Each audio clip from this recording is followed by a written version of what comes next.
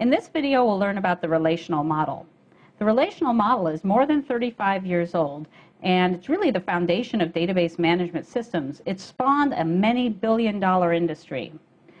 The relational model underlies all commercial database systems at this point in time. It's actually an extremely simple model, and that's one of its benefits. Furthermore, it can be queried. By that I mean we can ask questions of databases in the model using high-level languages. High-level languages are simple, yet extremely expressive for asking questions over the database. And finally, very importantly, there are extremely efficient implementations of the relational model and of the query languages on that model. So let's move ahead and understand the basic constructs in the relational model. So the primary construct is, in fact, the relation. A database consists of a set of relations, or sometimes referred to as tables, each of which has a name. So we're going to use two relations in our example. And our example is going to be a fictitious database about students applying to colleges. For now, we're just going to look at the students in colleges themselves. So we're going to have two tables, and let's call those tables the student table and the college table. Now, as an aside, there's a healthy debate in the database world about whether tables, relations, ought to be named using the singular or the plural. I personally don't have a stake in that debate. I'm going to use the singular. Next, we have the concept of attributes. So every relation in a relational database has a predefined set of columns or attributes, each of which has a name.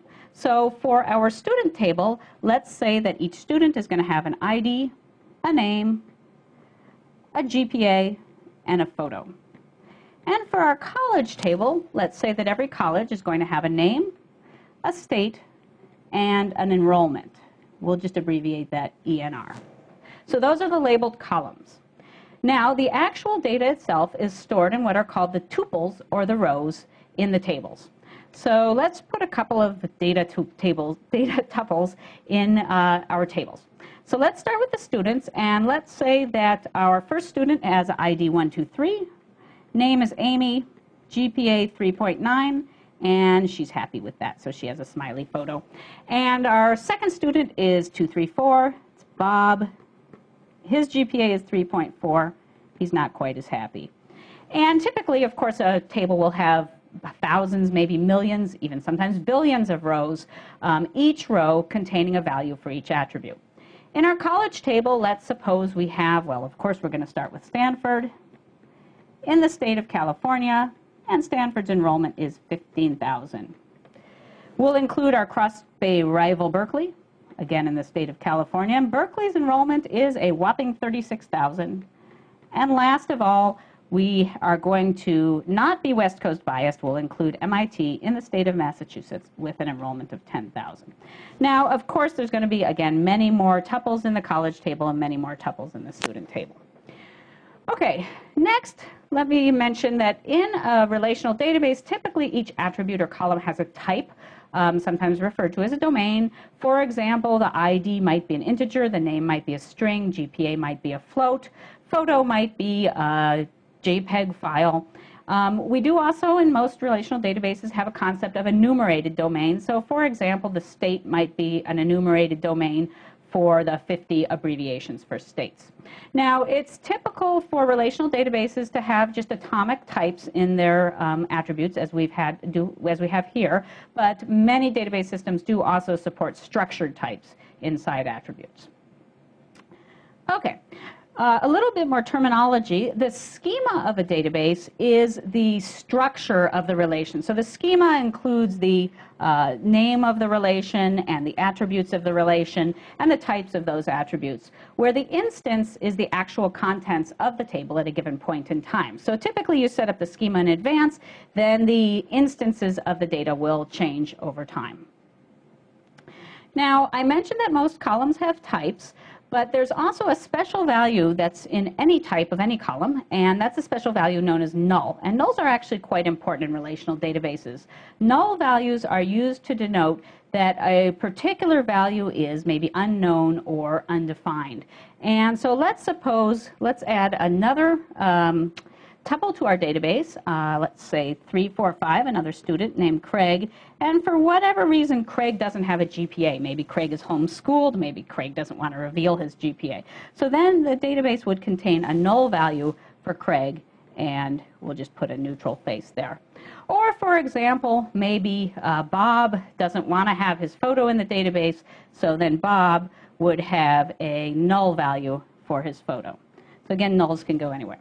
Now, null values are useful, but one has to be very careful in a database system when you run queries over relations that have null values. In a later video, we'll go into this in more detail, but I just wanted to give a sort of example of what can happen. So let's suppose we're asking a query over our student table of all students whose GPA is greater than 3.5. So when we run that query on our database, obviously we'll get Amy out. Obviously we won't get Bob out, but should we get Craig? The answer is no. We don't know for a fact that Craig's GPA is greater than 3.5. So we'll only get one student out from that query. Now let's suppose we had another query where we're going to ask for the GPA less than or equal to 3.5. So similarly, well, we would not have Amy in the result, and we would certainly have Bob in the result, and similarly would not have Craig in the result because we don't know that his GPA is less than or equal to 3.5. So far, so good. What it gets a little weird is when we add an or here in our query. And we say, I want everyone whose GPA is greater than 3.5 or whose GPA is less than or equal to 3.5. And even though it looks like every tuple should satisfy this condition, that it's always true, that's not the case when we have null values. So that's why one has to be careful when one uses null values in relational databases. Let me erase this now, and let's move on to our next concept, which is the concept of key. Key is, again, another important concept in relational databases, and a key is an attribute of a relation where every value for that attribute is unique. So if we look at the student relation, we can feel pretty confident that the ID is going to be a key. In other words, every tuple is going to have a unique value for ID. Thinking about the college relation, it's a little less clear. We might be tempted to say that the name of the college is an ID, but actually college names probably are not unique across the country. There's probably a lot of, or several colleges named Washington College, for example. You know what? We're allowed to have sets of attributes that are unique, and that makes sense in the college relation. Most likely the combination of the name and state of a college is unique, and that's what we would identify as the key for the college relation. Now, you might wonder why it's even important to have attributes that are identified as keys. There's actually several uses for them. One of them is just to identify specific tuples. So if you want to run a query to get a specific tuple out of the database, you would do that by asking for that tuple by its key. And related to that, database systems, for efficiency, tend to build special index structures or store the database in a particular way so it's very fast to find a tuple based on its key. And lastly, if one relation in a relational database wants to refer to tuples of another, there's no concept of pointer in relational databases. Therefore, the first relation will typically refer to a tuple in the second relation by its unique key. As our videos develop, we'll see the importance of keys. Okay, just to wrap up, I'll mention how one creates relations or tables in the SQL language. It's very simple. You just say create table, give the name of the relation and a list of the attributes. And if you want to give types for the attributes, it's similar, except you follow each attribute name with its type.